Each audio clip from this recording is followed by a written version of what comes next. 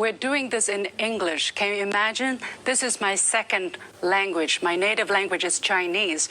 Shane, with all due respect, try to do this in Chinese, and then we'll see who gets a better following in the international platform. That's the biggest challenge we have, and we're working so hard, as much as you are trying, to bring out truthful, comprehensive, multi-dimensional information from China to the world, but we're always discredited because we are state media. And I've heard this word all the time, so often, even in this forum, even from Oksana, from RT.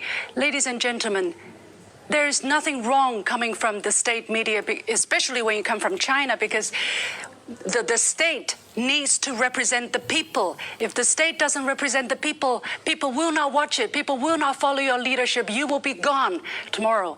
I tell you two sets of statistics.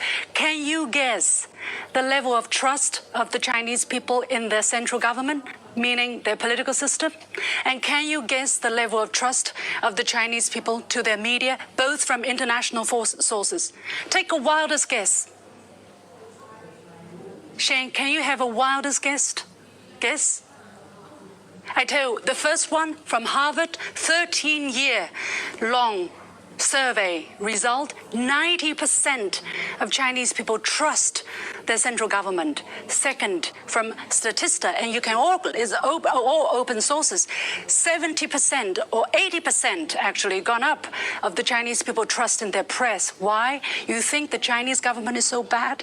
You think the Chinese system is so bad? You think the Chinese press is so bad? But people trust it. Why? Because we do a very good job and we deliver. Because what people hear, what people read can match what they see.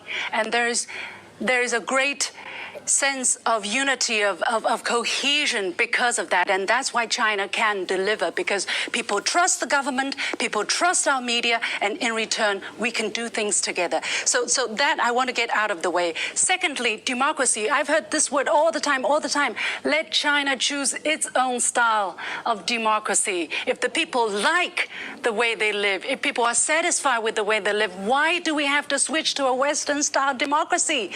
The freedom of expression is enshrined in our constitution as well, Shane. We have that too.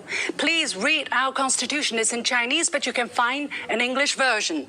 And then, okay, coming back to the barrier of language, you know, President Xi says we have to tell China's story well.